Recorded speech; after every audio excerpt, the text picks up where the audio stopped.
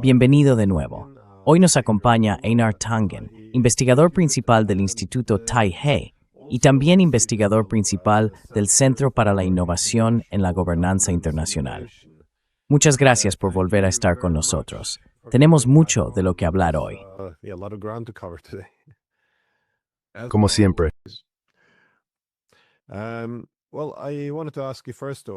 Bueno, quería preguntarte primero, ¿qué podemos esperar este mes de esa reunión prevista al menos entre Xi Jinping y Donald Trump? Se suponía que ya debía haberse celebrado, claro, pero fue aplazada por parte de Estados Unidos. ¿Qué esperas tú de la visita de Trump?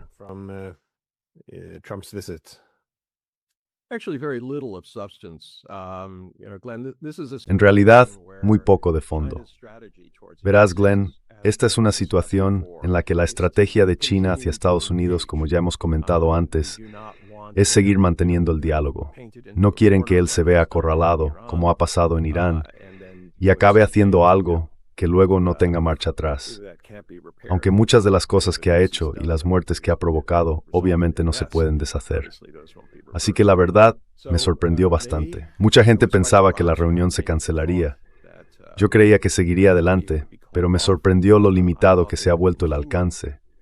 Hubo una reunión en California para tratar los temas y por lo visto el equipo de Trump no estaba muy preparado. Iban con lo de siempre, ya sabes, esa postura maximalista de tú haces esto por nosotros.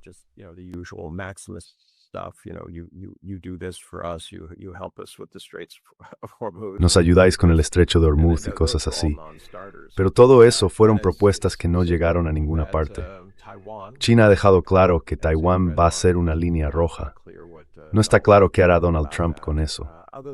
Aparte de eso, creo que podemos esperar que los chinos digan, vale, compraremos algo de grano, o gas, o petróleo, o algo por el estilo.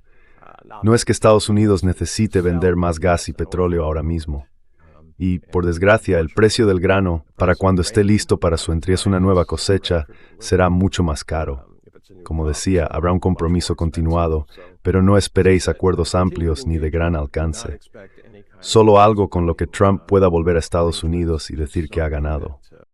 Pero en realidad, nada cambia.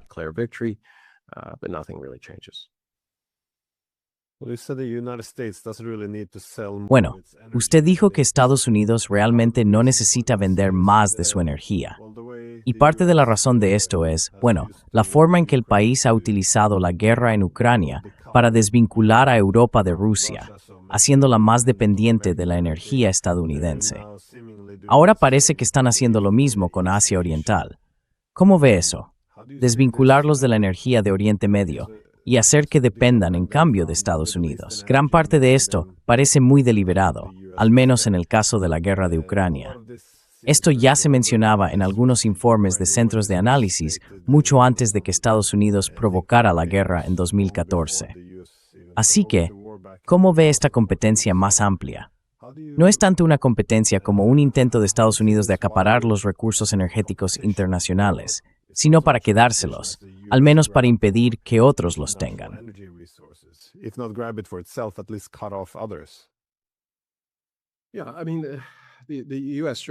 Sí, quiero decir, la estrategia de Estados Unidos respecto a la energía siempre ha tenido que ver con el control.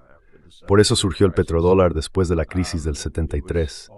Todo giraba en torno a cómo convertir ese problema en una oportunidad. Y durante un tiempo les funcionó. Pero por desgracia, eso llevó a un enorme endeudamiento que ha acabado generando la gigantesca bomba de deuda que tiene Estados Unidos. En cuanto a lo más reciente, no se trata solo de Rusia. También está ese objetivo de frenar el ascenso de China interfiriendo en sus importaciones de petróleo. Ya sabes, la idea simplista que tienen en Washington es que si les cortan el suministro de petróleo, su economía se detendrá. Así que en el último año y medio hemos visto ataques en Nigeria, que vendía petróleo a China, obviamente en Venezuela y también en Irán.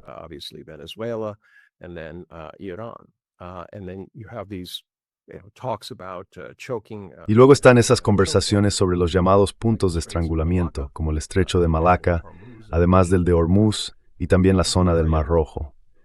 Así que Estados Unidos piensa que puede cortarlos, pero lo que no están teniendo en cuenta es que los tiempos cambian. Rusia tiene enormes reservas de petróleo y gas, y aún más que puede desarrollar. Antes era una cuestión de mercado, y ahora parece que el mercado va a ser muy favorable.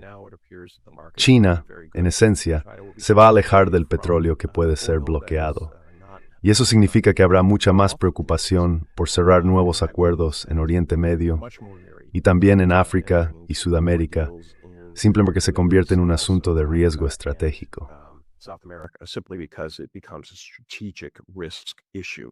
If they can get oils from and gas from Si pueden conseguir petróleo y gas de los países del Asia Central o de Rusia, o transportarlos a través de países aliados, creo que esa será su estrategia, o al menos eso es lo que yo anticiparía. Así que en cuanto a lo que está haciendo Estados Unidos, hay que distinguir entre lo que hace Trump, que en mi opinión es una especie de idiota útil, y los objetivos a largo plazo de los neoconservadores, el Pentágono y demás. En realidad, incluso antes de que Trump apareciera, ya estaban intentando averiguar cómo contener a Rusia, cómo asegurarse de que Rusia y Europa no se unieran por los recursos, la capacidad industrial y el conocimiento tecnológico.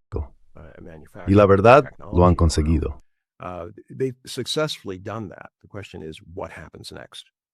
La pregunta es, ¿qué pasa ahora? Pues no está nada claro. Quiero decir, solo se pueden vender un número limitado de bombas. El hecho es que no podemos fabricar suficientes. Ahora bien, me equivoqué cuando dije que Estados Unidos no necesita vender gas y petróleo. Lo que quería decir es que no tiene un gran impacto en el país. Lo que realmente está afectando a Estados Unidos es el precio del petróleo. Los precios del petróleo se fijan a nivel internacional, eso está claro. Y cuando suben, aumentan la inflación. Las compañías petroleras están encantadas. Están vendiendo sus reservas existentes a precios mucho más altos. Hemos visto cómo sus beneficios prácticamente se han duplicado en casi todos los casos. Y es de esperar que sigan aumentando mientras aprovechan esta situación tan favorable.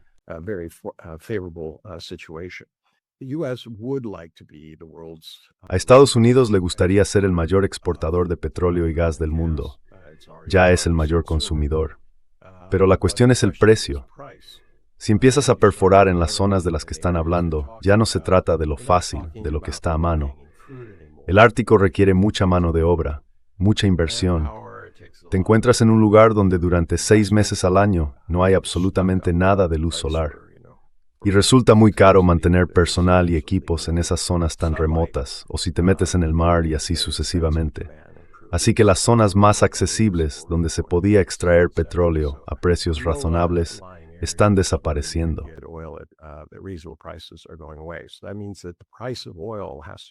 Eso significa que el precio del petróleo tiene que subir más o menos hasta el nivel actual para que realmente sea rentable hacer este tipo de inversiones. Pero hay que verlo a largo plazo. Ya hemos visto cierta resistencia por parte de las compañías petroleras estadounidenses en relación con Venezuela. Han dicho, no queremos invertir $100,000 millones en Venezuela, volver a comprometernos y luego enfrentarnos al riesgo de que haya un cambio en Washington. Y de repente, Venezuela diga, vosotros nos atacasteis y vamos a nacionalizar de nuevo las compañías petroleras. Ya pasaron por eso una vez y ahora son muy cautelosos. Están buscando garantías absolutas por parte del gobierno de Estados Unidos de que cualquier inversión que hagan allí se recuperará, obviamente, en caso de que haya algún tipo de cambio.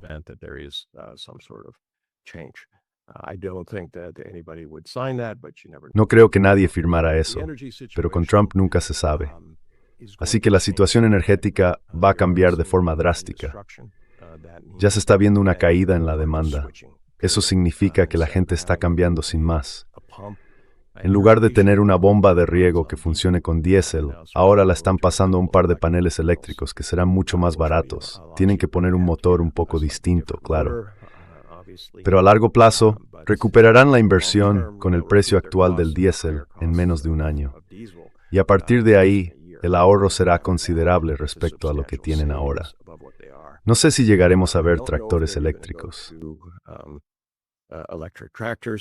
That's probably something to watch as people look at it because there's a lot of farm equipment that uses diesel. If you can switch those over to a free and plentiful solar or wind power, you're in much better shape. Also, the cost of solar per watt generated has dramatically decreased by about 10 times, is my understanding, since about 15 years ago. So as a result, you can buy that, you can recoup your investment very, very quickly, and you're independent. You don't have to ask for somebody to run the tanker down there. You have a battery, solar or wind power or a combination, and you're pretty much off the grid. You can run your household, you can run your farm, and you're going. So when I'm talking about this, there's demand destruction. Cuando hablo de esto, me refiero a una destrucción de la demanda, en la que la gente cambia de producto o de fuente. Eso significa que el volumen total de petróleo probablemente bajará. Y si Estados Unidos empieza a producir más petróleo y gas, pero a un coste más alto, a largo plazo no va a salirle bien. Por eso digo que Estados Unidos no necesita hacer eso, no necesita redoblar esfuerzos en un mercado que en realidad podría empezar a deteriorarse. Aproximadamente un 40% del petróleo se usa en cosas como productos químicos, perfumes, ropa y materiales similares. Los hidrocarburos de cadena larga son muy especiales, muy importantes en muchos procesos, y eso no va a desaparecer. Pero el 60% restante, el que se usa para mover barcos y otros transportes, ese sí podría cambiar. De hecho, la semana pasada vimos que KTA recibió un pedido de 60 gigavatios de energía.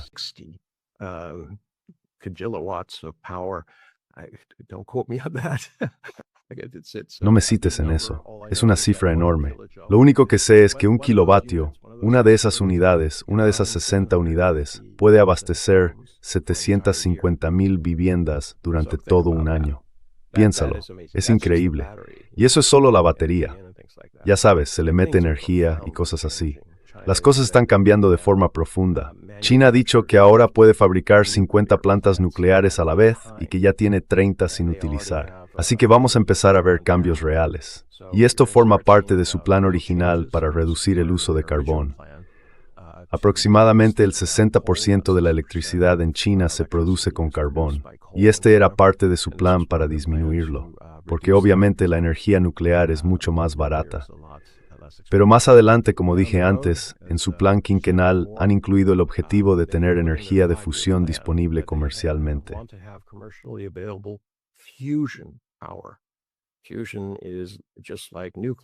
La fusión es como la energía nuclear, pero sin radiación.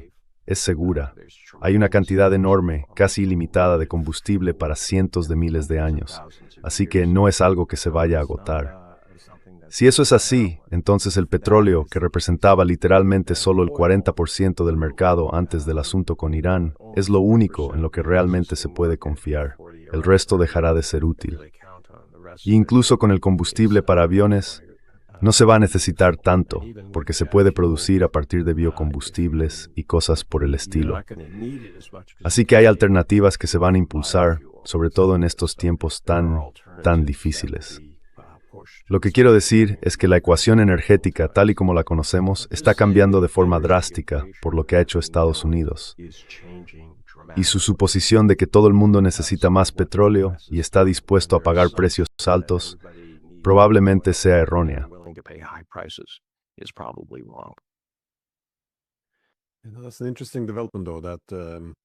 Es un desarrollo interesante, porque mientras Estados Unidos está destruyendo la confianza en un acceso fiable a los hidrocarburos, este tipo de amenaza a la seguridad energética, en cierto modo, beneficia a China, al ser un proveedor clave de recursos renovables y, digamos, de tecnologías energéticas más limpias. Pero esta guerra en general, la guerra contra Rusia, Venezuela, Irán, como bien señalabas, tiene un hilo conductor evidente: los mercados energéticos. Ahora bien, Estados Unidos también forma parte de ese mismo mundo que están incendiando. Así que, ¿cómo ves el impacto más amplio en la economía mundial? Supongo que la cuestión es cómo se repartirá el dolor. ¿Quién tendrá más dificultades para soportar lo que se nos viene encima? Porque la energía influye directamente en los mercados alimentarios.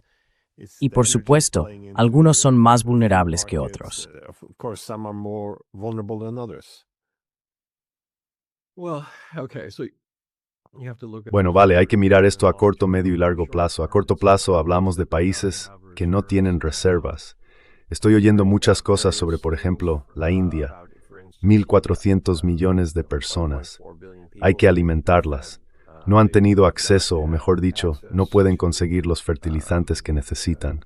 Y si los consiguen, es a un precio altísimo porque compiten en los mercados globales. Obviamente el diésel es un gran problema, porque la maquinaria agrícola y todo lo relacionado funciona con diésel. Ahora es la temporada de siembra, y cuando termina, se acabó. Si no has puesto el cultivo en tierra, no es como decir, bueno, puedo esperar unas semanas más. I can wait a few more weeks. You're not get the maturity that you want. No vas a conseguir la madurez que buscas. Sin los fertilizantes, estarías viendo una reducción de entre un 15 y un 25%, según el rendimiento total. Es decir, si esperabas unas 100,000 fanegas, obtendrías entre 75,000 y 85,000. Si miras eso a lo largo del tiempo, estamos hablando de un problema muy, muy serio. Si hay sequías, o si ocurren otras cosas que son normales en el ciclo agrícola, podrías enfrentarte realmente con una inflación en los alimentos e incluso posibles ingresos. Esto es algo que ya está por notarse more.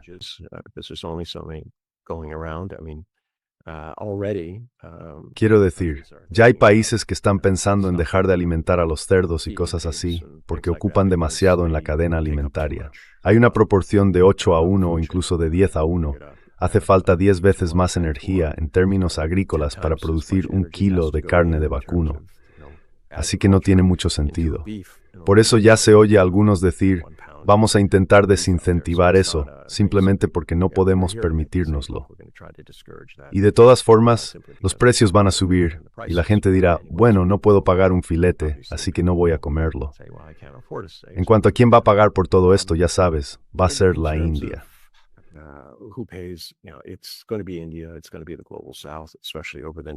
Va a afectar sobre todo al sur global, especialmente en las primeras fases, por la misma razón por la que India está teniendo problemas. No tienen reservas o como mucho unos pocos días, unas pocas semanas. Así que el golpe va a ser muy duro.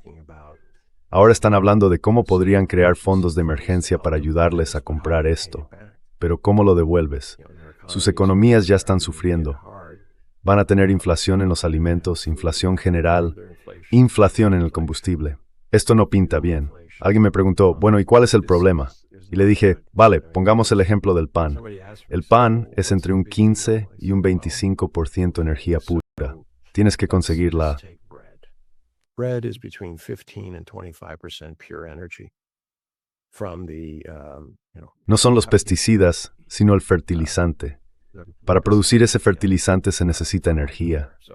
El fertilizante en sí separando los hidrocarburos del gas. Quiero decir, hidrocarburos, no hidrógeno, me confundo con eso. Pero se extraen del gas. Hay que sacar el gas del subsuelo y almacenarlo en un contenedor. La mayor parte se comprime y eso requiere energía. Luego se carga en un barco especial, lo que también consume energía, y se transporta a otro lugar más cleaver. Es nitrógeno, perdón.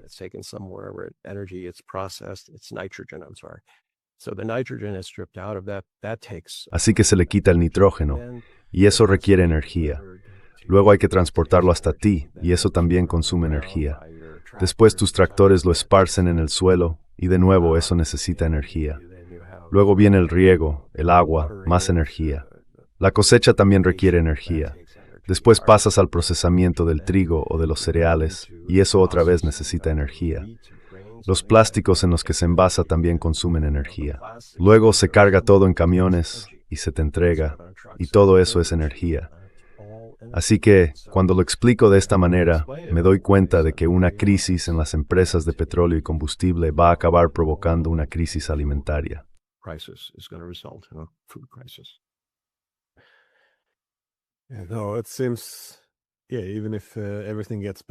Parece que, aunque todo volviera a la normalidad hoy mismo, gran parte del daño ya está hecho.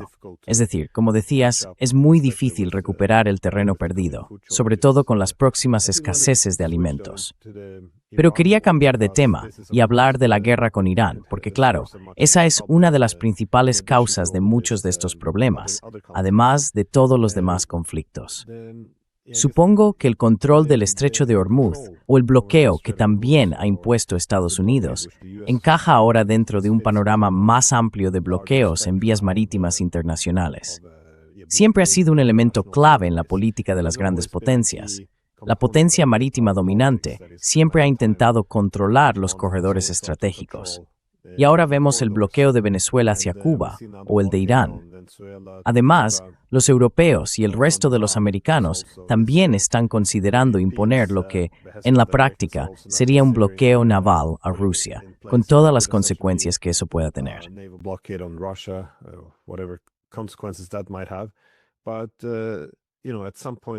Pero ya sabes, en algún momento esto va a dirigirse hacia China. Y como has visto, Trump hizo ese comentario de que, bueno, ahora estamos haciendo piratería, que esto es lo que hacemos, incautamos barcos y nos quedamos con la carga. Quiero decir, es un tipo de incrementalismo bastante extraño. Cuando empezaron a incautar barcos, intentaron fingir que era legal, amparándose en sus propias sanciones unilaterales, como si eso hiciera que algo fuera legal. Cualquier país puede imponer sanciones a quien quiera. Pero ahora, claro, hemos pasado por todas esas fases, como siempre, ese incrementalismo, y ya se ha abandonado toda apariencia. Y bueno, se puede llamar por su nombre piratería. Pero, ¿cómo acaba afectando esto a China, entiendes? Porque creo que ese es en el fondo el objetivo final. Ese es el rival de igual a igual de Estados Unidos. Entonces, ¿van a ir al estrecho de Malaca? ¿Cómo lo ves tú?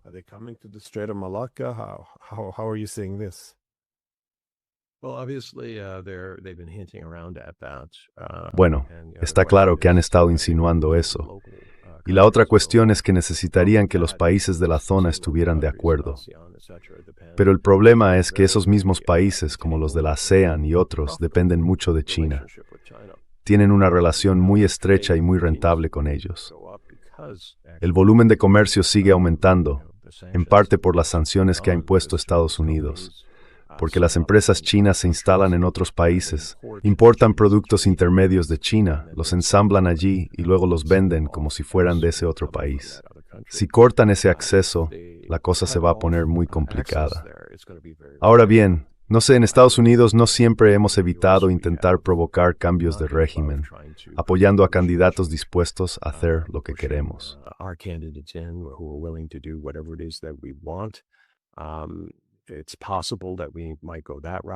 Es posible que acabemos yendo por ese camino, ya lo hemos hecho antes, o simplemente intenten enredarlo todo, ataques de falsa bandera, lo que sea. Creo que eso les encantaría. No sé si eso ayuda realmente a Estados Unidos, y esto viene de lejos. Hemos hablado muchas veces de que no hay un plan final. Si Estados Unidos consiguiera todo lo que quiere, ¿cuál sería el final del juego? Estamos en lo alto de la colina. ¿Por cuánto tiempo? Hasta que alguien te empuje y te haga caer. Estados Unidos actúa basándose en una serie de suposiciones, como las que mencionaba sobre el petróleo, que están desfasadas y carecen de reflexión. No se preguntan si esas suposiciones siguen siendo válidas, simplemente siguen adelante. Quiero decir, cuando el presidente de Estados Unidos dice, sí, somos piratas, no sé ni qué decir ante eso.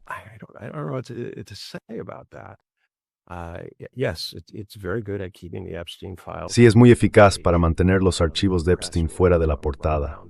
La prensa, ya sabes, se pone a correr detrás de este pequeño conejo blanco y dice, oh, mira lo que ha dicho, mira lo que ha dicho. Pero ¿qué significa eso? Significa que estamos deteriorándonos. Todo lo que decías, Glenn, sobre entrar en un mundo que va en la dirección equivocada. La pregunta es, ¿estamos retrocediendo hacia algún tipo de conflicto mundial? Quizá no sea a nivel nuclear, tal vez sea solo comercio, bloqueos y cosas por el estilo. Pero es mucho trabajo. Esta idea de que de alguna manera se puede impedir que los países se desarrollen, sobre todo los del tamaño de Rusia y China, que además tienen naciones aliadas que también van a decir, no queremos formar parte de esa espiral negativa y descendente.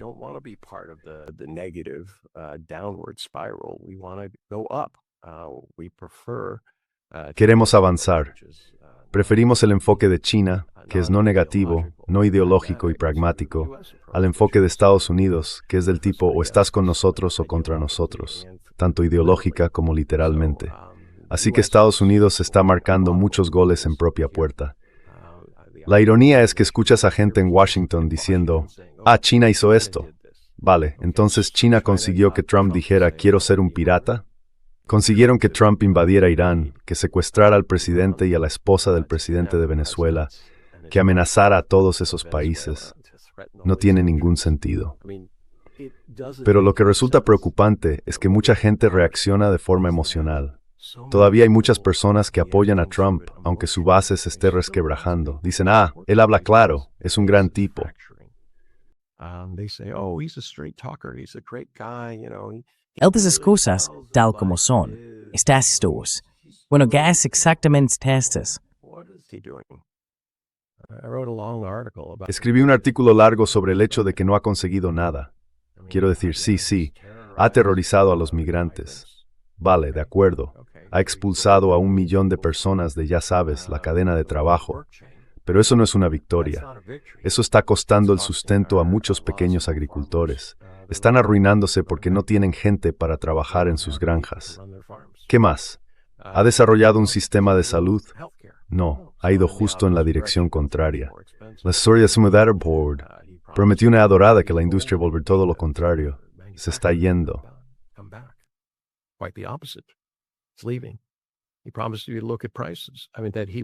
Prometió bajar los precios.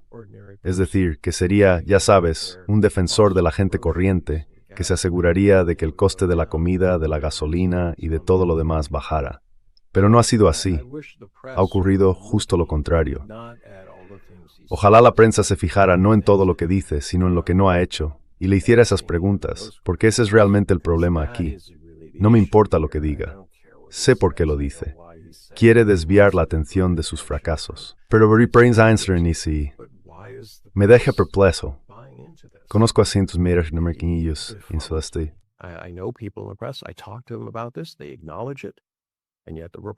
Lo reconocen, y aún así las noticias siguen siendo las mismas, y por supuesto culpan a sus editores. Dicen, bueno, el editor quería que siguiéramos con lo último que dijo, o con las 6 primeras cosas que dijo en los últimos 2 días, así que no tenemos tiempo. En esencia, el cuarto poder, que se supone que debe exigir responsabilidades por las palabras en función de los hechos, ya no cumple su función porque se distrae con facilidad, como un gato con un ovillo de lana. Y es un poco Está claro que Trump ama inspirar instinct, pero de merde no me hará responder corazón.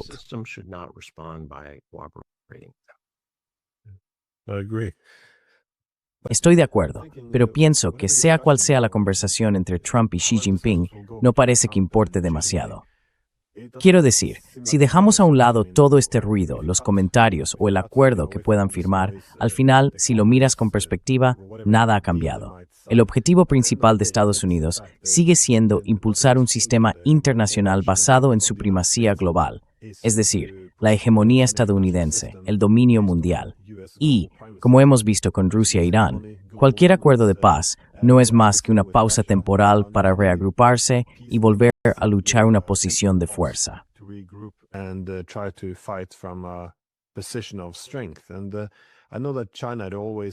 Y sé que China siempre parece priorizar, como decías, la estabilidad frente a la confrontación. Y por eso también ha adoptado una postura bastante cautelosa con Irán. Supongo que en gran medida, con buen criterio, evitando que la guerra de Irán adquiera una dimensión global.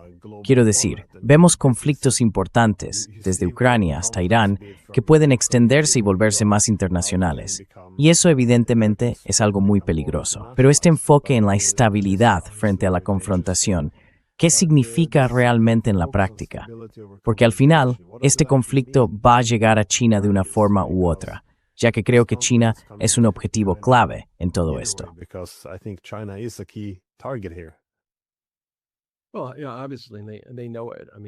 Bueno, está claro que lo saben. Quiero decir, algo que me ha impresionado mucho es, como ya comentamos antes, se sorprendieron con Donald Trump durante su primera administración.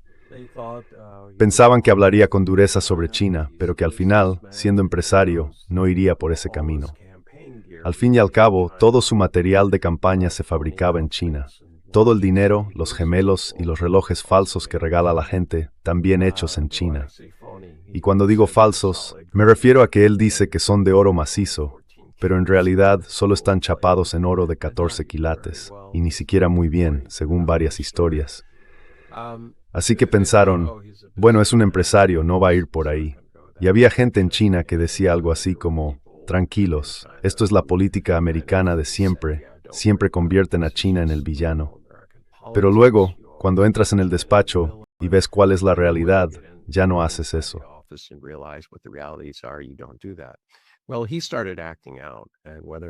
Bueno, empezó a comportarse de forma extraña. Y fuera idea suya, o porque se dejó influir fácilmente por los neoconservadores o por la gente, ya sabes, los halcones respecto a China, el caso es que lo hizo.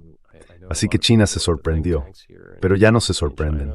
Conozco a mucha gente en los centros de estudios aquí en China y hacen una enorme cantidad de modelos. Intentan averiguar, ya sabes, las 1000 cosas que Trump podría hacer o decir o los temas que podría sacar.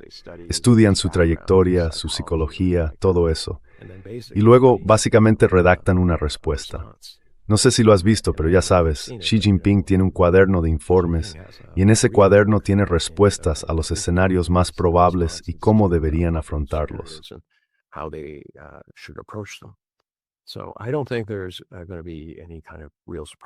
Así que no creo que vaya a haber ninguna sorpresa real por parte de China. Obviamente, Trump, justo antes de cualquier reunión, intentará poner algo sobre la mesa, porque piensa que eso le da ventaja. Hará algún anuncio, impondrá más aranceles a empresas o personas chinas, o dirá algo. Pero cuando ya lo has hecho un par de veces, se vuelve predecible. Y bueno, los chinos simplemente están observando todo esto. Piensa en Donald Trump desde mi punto de vista. Manjir grandes consideres. Prisniño grande consigniter as pheasant players y controlan todas las economías más altas del planeta. Así que haces.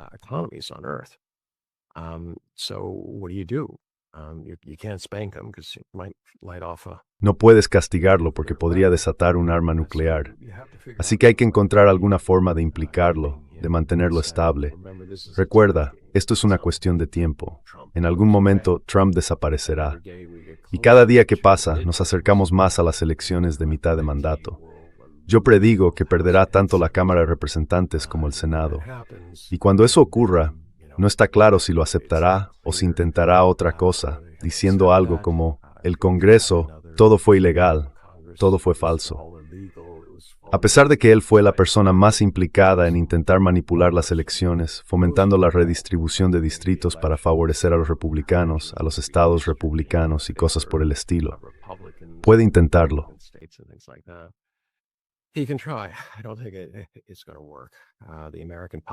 No creo que vaya a funcionar.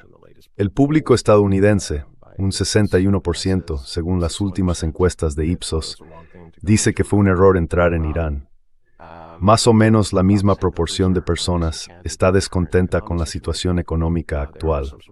Hay algunos partidarios, sí, pero la gran mayoría de los estadounidenses no aprueba lo que está haciendo Donald Trump, ni lo que eso está suponiendo para el país.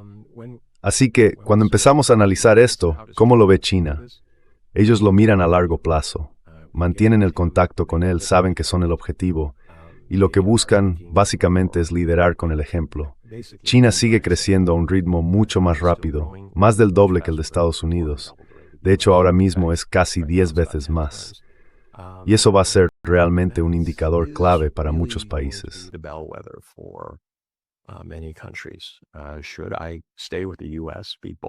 ¿Debería quedarme con Estados Unidos, dejar que me intimiden, que me digan lo que tengo que hacer, involucrarme o participar de forma indirecta en guerras por delegación? ¿O debería irme con un país que no insiste ni me dice lo que puedo o no puedo hacer? Ellos simplemente dijeron, nos gustaría comerciar contigo. Es que no hay comparación, Glenn. Piénsalo. ¿Qué país quiere ser intimidado por Estados Unidos? Y si estás con Estados Unidos, sabes que te van a presionar. Mira, poco a poco he hablado con muchos embajadores aquí, de otros países. Son más de 150 embajadores, o de rango equivalente, de distintos lugares aquí en Pekín. Y ya sabes, es una comunidad pequeña. La gente se conoce, te cruzas con ellos, puedes tomar el pulso del ambiente.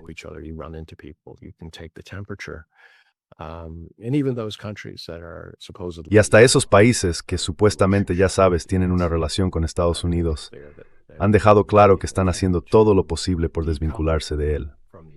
No del todo, claro. Dicen que por seguridad no pueden estar tan cerca de Estados Unidos, que no es un socio fiable, que cambia constantemente. Incluso cuando Donald Trump se vaya, el hecho de que haya sido elegido 2 veces significa que los límites del discurso y de la acción política en Estados Unidos se han desplazado. Estados Unidos es un animal herido. Puede que se haya herido a sí mismo, pero el caso es que está reaccionando, culpando a los demás. El país más rico y poderoso del mundo se presenta como víctima de países africanos que no pueden alimentar a su gente y tienen problemas de agua, y así sucesivamente. Suena ridículo, lo sé. Pero la realidad es que eso es exactamente lo que está ocurriendo. Así que, ¿qué país querría alinearse con Estados Unidos? China ofrece algo completamente distinto. China offers something that completely different, and I do believe that will be the deciding factor. Y creo de verdad que ese será el factor decisivo. Estados Unidos no puede intimidar a todo el mundo todo el tiempo. Aún tengo la esperanza de que el mundo se una, que vayan a esos reactores, que en este caso son Israel, Irán y Estados Unidos, y les digan: basta ya, Israel, tienes que renunciar a tus armas nucleares. Oriente Medio será una zona libre de armas nucleares. A cambio, habrá múltiples garantías para respaldarlo. Nadie podrá apoyar ningún tipo de movimiento que promueva el separatismo, el terrorismo o el extremismo. Y Estados Unidos tendrás que pagar reparaciones por los daños que has causado, no solo a Irán, sino también a tus supuestos aliados en Oriente Medio. Es decir, se han perdido decenas de billones de dólares porque esos países ya no se consideran lugares seguros para vivir ni para hacer negocios.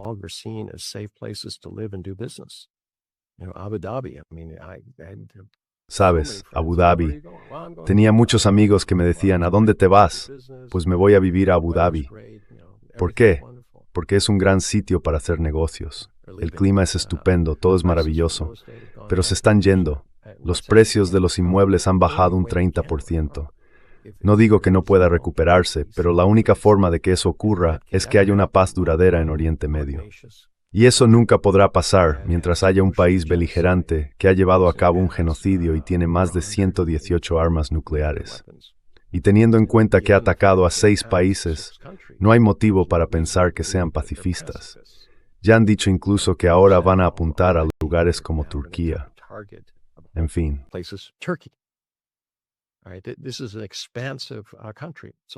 Es un país enorme, pero tiene solo 7,5 millones de habitantes. Y pretende enfrentarse, ya sabes a qué, un par de cientos de millones de árabes en todo Oriente Medio. Todo basado en la idea de que, de algún modo, se les dio esa tierra hace mucho tiempo.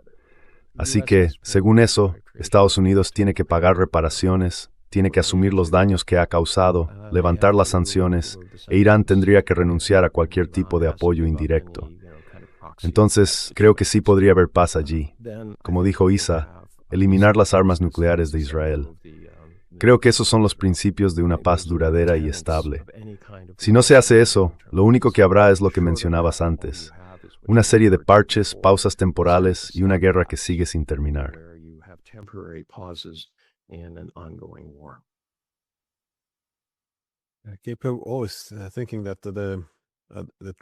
No olvidemos que Trump no es el único problema. Quiero decir, sí, es muy ruidoso. Tiene algunos defectos de carácter, una falta de moral. Digamos que estoy siendo amable con esa descripción. Pero el problema más amplio, si miramos el sistema internacional, es que Estados Unidos está en un declive relativo y puede intentar facilitar un sistema multipolar que aporte estabilidad o puede tratar de restaurar su hegemonía derrotando a sus adversarios. Lo segundo, obviamente, implica guerras enormes, y ni siquiera sus aliados, por maltratados que estén, como los europeos, tienen la imaginación política para concebir algo distinto a una hegemonía colectiva. other than collective hegemony. This is what their ideology has committed them to. Esto es a lo que su ideología les ha llevado. Así que me hace pensar que, haga lo que haga Trump o su sucesor, que probablemente siga políticas parecidas, los vasallos seguirán ciegamente a Estados Unidos, por lo que parece. Sí. Pero eso me lleva a mi última pregunta, porque quería preguntarte, ¿cómo crees que China podría, o tal vez vaya a, implicarse en el cambio de su relación con los europeos?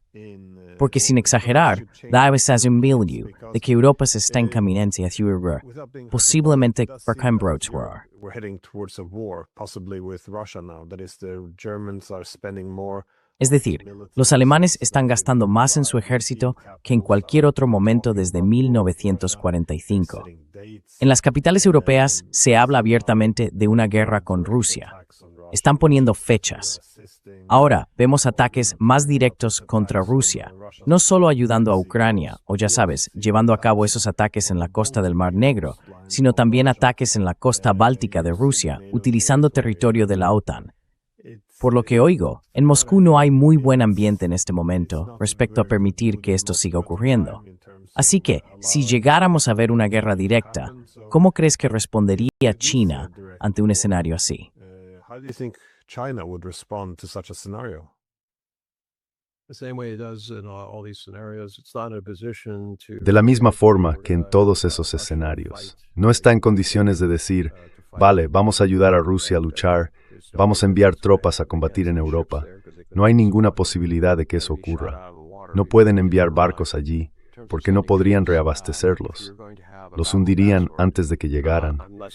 En cuanto a enviar tropas, si se tratara de una batalla de ese tipo, me preocuparían menos las tropas que las armas nucleares tácticas y el posible uso de armamento nuclear, porque eso supondría una escalada.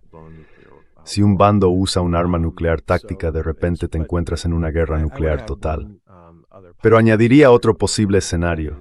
El electorado europeo no está contento. Hay una divergencia real entre lo que yo veo como la élite, la estructura de gobierno existente y, bueno, la población en general.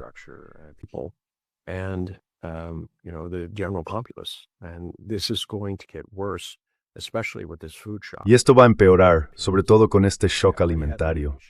Los europeos ya han pasado por el shock energético, que ha destrozado la capacidad industrial de países como Alemania. Muchas empresas simplemente cerraron o se marcharon. Es la primera vez que Volkswagen ha cerrado una fábrica. La situación allí es difícil y gran parte del problema viene de la energía. Si no tienes precios de energía competitivos, ¿cómo vas a competir? Además, los costes laborales son más altos, construir es más caro y el cumplimiento de las normas también. ¿Cómo vas a competir en un entorno global, especialmente cuando tus competidores no son solo China? Si miras por toda Asia, van muy rápido. Y si hablamos de sectores con alto valor añadido en mano de obra, está claro que tampoco va a ser Europa. Así que Europa está ahora mismo en una crisis existencial.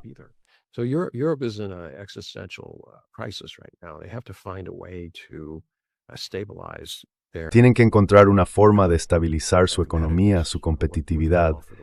¿Qué pueden ofrecer al mundo para mantener su alto nivel de vida? Eso es muy difícil. Sería ir justo en la dirección contraria a la que están tomando ahora. Eso significa invertir dinero en universidades, apostar por el futuro, no por armas y bombas. Porque incluso con esos nuevos sistemas de armamento, siguen necesitando personas que los manejen. Y eso va a ser un problema. Además, si lo sumas todo, los jóvenes no van a estar a favor de ser reclutados, de ser llamados a una guerra que no entienden ni quieren. Así que no la van a seguir. Los mayores están sufriendo las subidas de precios, van a estar descontentos, y lo mismo pasará con todos los demás. Así que vamos a ver muchos cambios políticos. So you're going to see a lot of political change. People are hungry and they're, exhausted. La gente tiene hambre y está agotada. No ve un futuro para sí misma. Eso no es un voto a favor del actual gobierno, es un voto por cualquiera que prometa algo distinto. La ironía, o la parte preocupante de todo esto, es que estamos viendo el auge de la derecha. Muchos de ellos son neofascistas, simpatizantes abiertos de los nazis y cosas por el estilo. Lo disimulan, pero de ahí vienen. Ahora bien, son muy aislacionistas. Creen que el dinero debe quedarse en casa, que hay que reforzar lo propio. ¿Tienen un plan económico real? No lo creo. Solo dicen, invierte en casa y todo irá bien. Pero el aislacionismo no tiene en cuenta que ya vivimos en un mundo muy complejo, con economías interconectadas.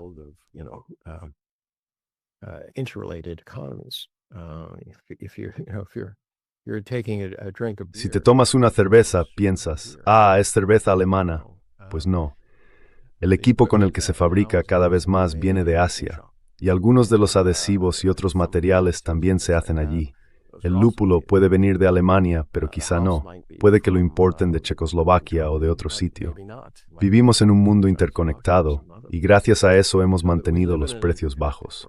Si renuncias a eso, vas a ver cómo la inflación se dispara. Así que mi predicción es la siguiente. La derecha llega al poder, no consigue resolver los problemas y los agrava. Luego entra otro grupo del lado contrario, y acabamos en un periodo de inestabilidad prolongada, con ese efecto de balancín en el que, ya sabes, cuando uno sube, el otro baja.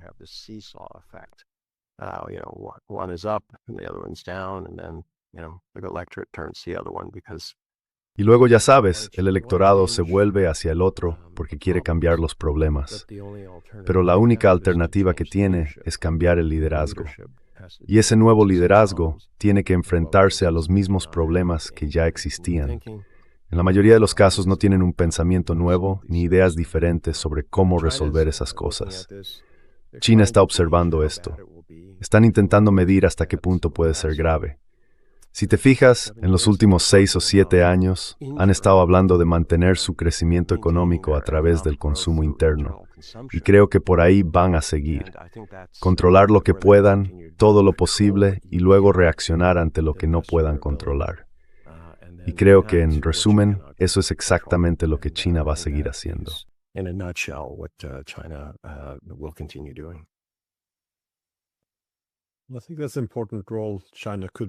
Creo que ese es un papel importante que China podría desempeñar, sobre todo a la hora de adaptarse a un nuevo orden mundial. Ya sabes, Friedrich Nietzsche y otros siempre señalaban que cuando hay un cambio, todo cambio requiere primero que lo viejo muera, y después que algo nuevo se cree. Eso es lo que llaman destrucción creativa. Pero también decían que, si lo viejo muere sin que haya algo que lo sustituya, la anarquía es, básicamente, el resultado previsible. Es huswai en the small world. En higiera horden munimbergal, en esencia su fin. Y, no hay nada que por eso vemos todo esto.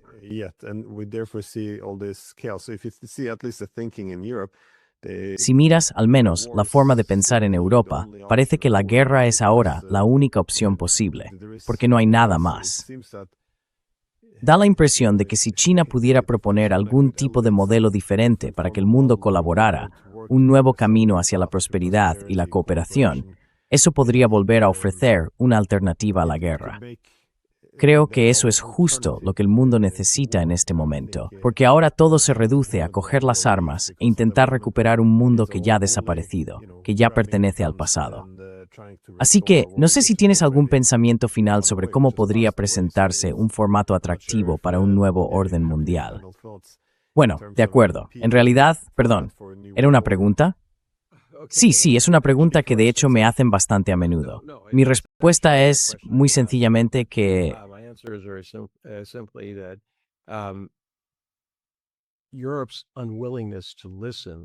la falta de voluntad de Europa para escuchar o considerar un modelo que ya se ha propuesto no significa que no exista un modelo. Es simplemente su terquedad y su apego al viejo paradigma. Lo que China ha propuesto es muy sencillo, que no haya más ideología entre países. Y esto nos remite básicamente al Tratado de Westfalia, que puso fin a las guerras entre católicos y protestantes. Dijeron, de acuerdo, yo no voy a insistir en que te conviertas al catolicismo, y tú no insistas en que yo me haga protestante. Yo hago lo mío en mi lado de la frontera, y tú haces lo tuyo en el tuyo. Eso es exactamente lo que está diciendo China. Dicen que cada país debe sentirse seguro y que la seguridad no debería depender de la inseguridad de otro país.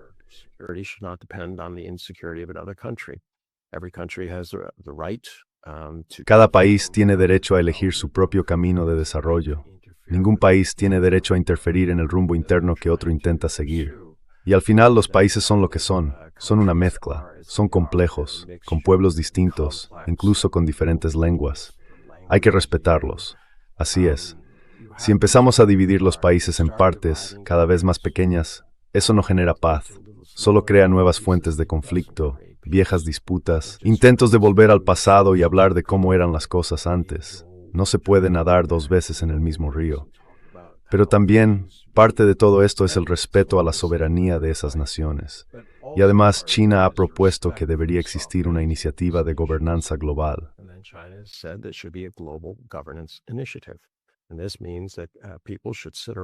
Y esto significa que la gente debería sentarse alrededor de una mesa y empezar a hablar, no lanzarse tanques unos a otros. Deberían hablar, buscar una solución. Al final, todo acaba en la mesa de negociación de todos modos. ¿Por qué es necesario que mueran jóvenes, hombres y mujeres? ¿Por qué es necesaria la destrucción de bienes? Eso no aporta nada al mundo. Así que sí, creo que China lo está proponiendo. Solo que volviendo a mi primer punto, no lo está haciendo como solía hacerlo Estados Unidos, ni como lo hacían las potencias coloniales. Ellos no lo proponían, simplemente lo imponían. China está intentando liderar con el ejemplo. Si no quieres verlo o prefieres considerarlo algo malo, está bien. Nadie puede obligarte a pensar de otra manera.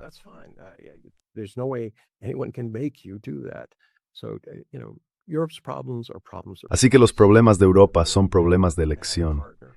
Están metidos en la cama con una mala pareja y parece que no pueden separarse de ella. Hay otras opciones, pero son completamente ciegos ante eso.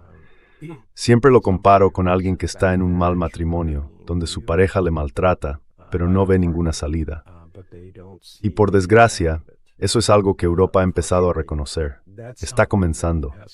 Si miras a España, por ejemplo, sé que tiene sus propios problemas y que está recibiendo muy buena prensa por todo esto, lo que de alguna forma compensa la política de lo que está haciendo.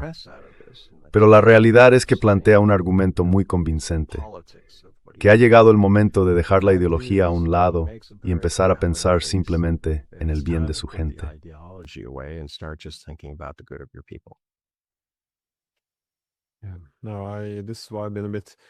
Por eso he sido un poco optimista con lo que China llama la Iniciativa de Civilización Global, que básicamente busca que las civilizaciones vuelvan a cooperar bajo ese formato westfaliano que tanto necesitamos. Así que bueno, gracias por dedicarme tu tiempo en un sábado. Te lo agradezco mucho. Siempre disfruto de charlas. Por desgracia hablo demasiado.